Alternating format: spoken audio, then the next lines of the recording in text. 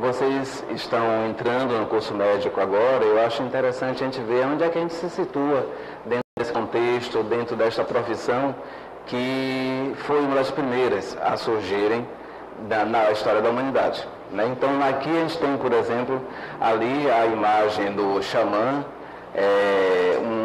um elemento da medicina primitiva, como ela é chamada, e que até hoje existe. Então, existem ainda as tribos indígenas, ainda existem os povos chamados primitivos, né, dentro da nossa cultura, que na verdade a gente chamaria de medicina tradicional pelo termo antropológico. Então eles fazem medicina tradicional. A medicina de hoje é a medicina científica, que não é a tradicional. Então, assim, esses povos ainda existem. Acho que todos vocês, principalmente quem é daqui da Bahia, já deve ter passado por uma rezadeira, por uma mãe de santo, ou um filho, ou algo parecido, ou aquela avó que prescreve aquele chá, benzido de mal olhado. Então, assim, faz parte da nossa cultura esses elementos que são elementos bem iniciais da medicina no mundo. E aqui o símbolo da medicina, né, o caduceu com a serpente, que na verdade é um símbolo grego que surgiu ainda na Grécia Antiga, e não é aquele símbolo da medicina que muitos utilizam com aquelas duas asas. Ali é um símbolo, na verdade, do comércio. Ali foi aquele símbolo moderno da medicina, foi criado pelos americanos já depois da Segunda Guerra, mas este é o símbolo que representa realmente a medicina, e não que ele tem aquelas duas asas que representam o deus Hermes.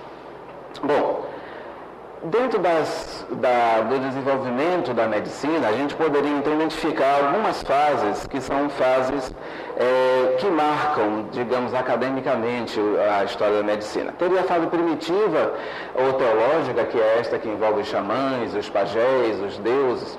A fase metafísica ou abstrata, que foi inaugurada pelos gregos.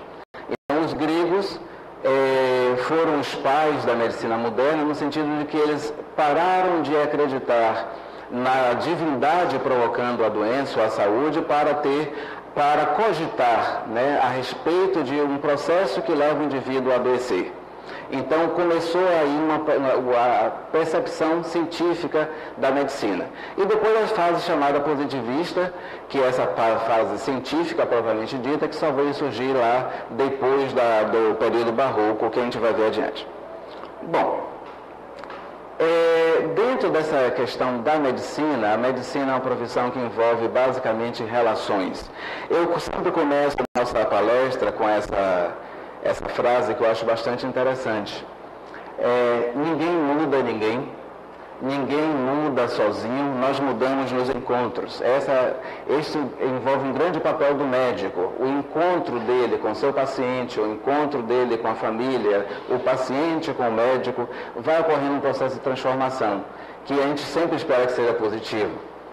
Então esses encontros podem ser simples, podem ser profundo, apesar dessa simplicidade, ele deve ser preciso, e é nos relacionamentos que a gente se transforma. Eu acho que todo mundo que está aqui pensando em ser médico está nessa expectativa desses encontros. Vocês já tiveram esses encontros com esses médicos no passado, ou tem ainda por questões familiares, e é nesse processo de encontro e de crescimento em conjunto que a gente vai desenvolvendo o ser médico, né, e o ser paciente.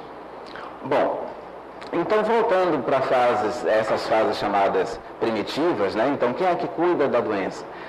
No momento que o ser humano começou a adoecer, sempre existiram pessoas que estavam dispostas a ajudar. Então a fonte da medicina, na verdade, é o desejo de ajudar ao outro, é o desejo de resgatar a saúde do outro. E aí nós tínhamos os indígenas, e temos ainda os indígenas com seus pajés, os xamãs, que são, na verdade, da região da Sibéria.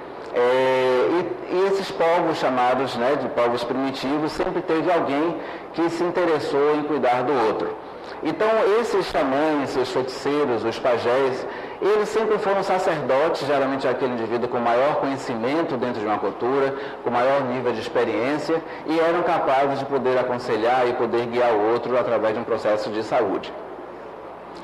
Bom, aí na Mesopotâmia, que já foi assim, uma das primeiras civilizações mais complexas, onde já se surgiu a escrita mais elaborada, as cidades mais desenvolvidas, nós já vemos aí um amadurecimento desse processo. Embora o que acontece, lá 6.000 anos atrás já tínhamos um povo, e esse povo ele tinha uma associação de leis, religião, magia e saúde. Essas coisas estavam muito misturadas. Como estão lá de fato? Né? A gente passou a separá-los, mas no fundo essas coisas estão muito em conjunto. A gente não é um ser que tem apenas a saúde ou a doença e tem a lei separada e tem uma cultura separada. Essas coisas estão muito em conjunto. E através desses povos mais antigos, como na Mesopotâmia, a gente vê que já existiam nessas grandes civilizações leis que regiam a prática médica, a prática sacerdotal. E então a gente sabe que nessas cidades cresceram lá perto do Nilo, né? Então a civilização mesopotâmica muito próxima da civilização egípcia, eles tinham o Deus como o Deus da água. A água era um objeto sagrado para esse povo. Então, assim, esses sacerdotes que representavam Deus na terra, eles também exerciam poder de lei e poder de medicina, o poder de curar, o poder de interferir na saúde do outro. Eles tinham grandes estudos, grandes observações, na verdade, quando se mexia nesse bem maravilhoso que eles tinham, que era a água. Então, assim, algumas leis eram muito claras, que a gente vê assim, é como se nascesse a epidemiologia. Não se podia cuspir nas valas. A Mesopotâmia, eles tinham água encanada, era aberta, e tinham esgotos, né, que corriam em áreas separadas. Então, assim, no momento que o indivíduo podia cuspir ou pisar nessas águas limpas, isso eles observavam que poderia provocar doença. Lógico que o que eles associavam? Que o Deus castigou o indivíduo por ter sujado a água. O indivíduo que molhasse os pés nas águas sujas também adoeciam. A associação que eles faziam era que algum Deus puniu aquele indivíduo por ter colocado o pé na água suja, mas aí já vê o poder de observação dos povos em perceber que a água estava relacionada com vários processos de doença. Urinar nas ruas também era proibido. A prática desses sacerdotes já era muito bem estabelecida pelo Código de Hammurabi, que foi um dos primeiros códigos que juntou lei e juntou a prática de uma série de outras práticas sociais. E aí esses médicos que não cumprissem com seu papel já podiam ser punidos, e às vezes severamente. Ele se atuou de forma inadequada, ele podia ter as mãos cortadas, ter o abdômen aberto. Então as punições eram bastante severas para esses povos, e isso levou essa cultura ainda por muitos séculos adiante na prática médica. Bom, então essas regras de pecado que eles tinham, né, como a gente coloca, era uma visão bastante epidemiológica. Eles não tinham noção de que isso era epidemiologia, não tinham noção de causa e efeito, a noção era divina, mas já era um embrião de uma percepção social. Bom, e o Egito, que estava logo ali próximo a esse povo, foi uma civilização que contribuiu muito ao longo de vários séculos para o conhecimento da medicina. Assim, a medicina no Egito também era exercida por sacerdotes, mas aí já existia uma especialização. Esses sacerdotes já tinham sacerdotes especializados em embalsamar o coração, o fígado, o pulmão, né? Então, com a prática de transformar em múmias, e esses corpos tinham que ser embalsamados e ficarem íntegros durante séculos, já que a crença era que o ser humano ia ressuscitar e utilizar aquele corpo para voltar à vida. Então, eles tinham que preservar muito bem. Isso possibilitou, sem querer, um estudo de anatomia. E isso é curioso porque foi o único povo antigo que possibilitou abrir corpos humanos. Então, os outros povos antigos todos, o corpo era sagrado, e tanto que na nossa civilização só possibilitou fazer análise de corpo humano lá pelo século XVII, pelo século XVIII. Mas até então eles podiam fazer a abertura porque era sagrado, a religião possibilitava. Então eles puderam fazer uma medicina baseada em um corpo que eles podiam conhecer. Então foi o único povo da Idade Antiga que conhecia a anatomia, realmente a anatomia no ser humano e não em animais como eles faziam em outras civilizações. Existiam alguns médicos que eram populares, então médicos que tratavam a população, que não tinham muito recurso, e os médicos sacerdotes que eram mais para os povos que tinham mais recursos. Então, esse conhecimento que eles deixaram escrito da anatomia, isso possibilitou, quando os árabes invadiram o Egito, quando os árabes foram para a Europa, levar todo esse conhecimento de anatomia para uma série de religiões durante séculos, que foi um fruto deles. Além de que eles pesquisavam muito sobre ervas e medicinais e tratamentos alternativos, né, para a gente hoje. Na época era o tratamento que se dispunha. Bom, aí vem a Grécia, né? Então a gente fala que é na Grécia que se inaugura uma outra forma de pensamento. Com a Grécia primitiva, era muito semelhante ao Egito, mas com o desenvolvimento do pensamento grego, começaram a tirar a ideia de um Deus provocando a doença, de um malefício divino provocando uma doença. Então começou a se perceber essa correlação entre um nexo causal, doença e um nexo causal que estaria levando aquele indivíduo a padecer de algum problema. Então esse pensamento, que é chamado pensamento metafísico, embora tenha tido uma fonte mística, então aqui nós temos a figura de Asclépio, e ninguém sabe ao certo se Asclépio existiu de fato ou não, já que sabe-se que Asclépio, ele era filho de uma mortal, e com um deus, né? Então Zeus era um dos possíveis pais de Asclépio. E ele foi criado pelos minotauros, né? Então, assim, será que esse indivíduo existiu, ou ele era um médico tão maravilhoso que terminou se tornando um semideus? Os pesquisadores não têm certeza da existência real, ou se ele foi fruto de toda essa percepção mágica primitiva ainda da Grécia. Mas depois disso, nós tivemos então Esculápio, que ainda foi ligado à medicina científico-religiosa da Grécia. Mas aí veio alguns outros filósofos que puderam trazer um pensamento mais concreto da percepção do mundo, na verdade, não foi só da medicina. Então, Hipócrates, ele é considerado o pai da medicina, mas ele não foi o primeiro a fazer inferências sobre a saúde de uma forma lógica. Ele apenas não, que é muita coisa, ele escreveu muito. Então, assim, é um dos poucos filósofos que tem escritos e a gente pode ainda ter acesso à literatura de Hipócrates. Então, você vê Hipócrates atendendo um paciente, ele descrevendo como ele chegou até a casa, se na frente da casa tinha uma vala, se tinha esgotamento, se dentro da casa tinha um odor característico, ele descreve até a chegada do leito. É muito bonito você ver a descrição de um atendimento médico de Hipócrates, e ele pôde, a partir dessas observações, criar alguns termos que a gente usa até hoje. Então, termos como convalescência, epidemia, endemia, período agudo e crônico da doença, tudo isso foi pensado inicialmente já por Hipócrates. E a gente até hoje utiliza essas nomenclaturas. Então, assim, ele criou o Código de Ética Médica, que o nosso Código de Ética até hoje é baseado no Código de Ética de Hipócrates. Ele só não tinha a percepção ainda tecnológica, né, que hoje a gente tem regras que embasam a pesquisa científica, e ele obviamente não tinha. Mas a base da ética médica foi criada por eles. Mas tivemos também lá Platão, Aristóteles, que também tiveram uma atuação médica importante na época. E eles tinham um pensamento bastante lógico. Então, o que se inaugura aqui nesse período é a lógica começando a separar a religiosidade do processo de adoecer e do processo de viver do ser humano. Bom, aí paralelamente vêm os romanos, né? Então, que estavam lá e depois invadiram a Grécia. Lembrar que, assim, os romanos, a maioria dos médicos romanos eram, na verdade, escravos gregos. A medicina em Roma, na fase inicial de Roma, era muito pobre, era muito ruim. Era um povo altamente bélico, um povo altamente voltado para a invasão, para a guerra, como você sabe, me lembra muito um determinado povo que a gente tem até hoje. E eles não eram muito voltados para coisas filosóficas, e a medicina tinha uma base muito filosófica.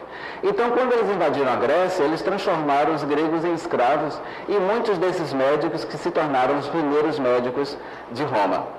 Então, só muito depois que eles conseguiram desenvolver uma medicina própria para as suas guerras. Então, a medicina romana, quando ela se desenvolveu, foi muito voltada para a medicina militar.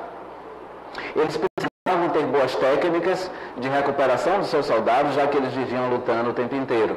Então, um legado que Roma trouxe para a medicina de alguns séculos depois foram com as técnicas cirúrgicas de amputação, de estancar sangue. Existiam algumas metodologias que se usavam na época de um ferimento, se jogava óleo fervente sobre ele para se cauterizar, para se impedir o ferimento.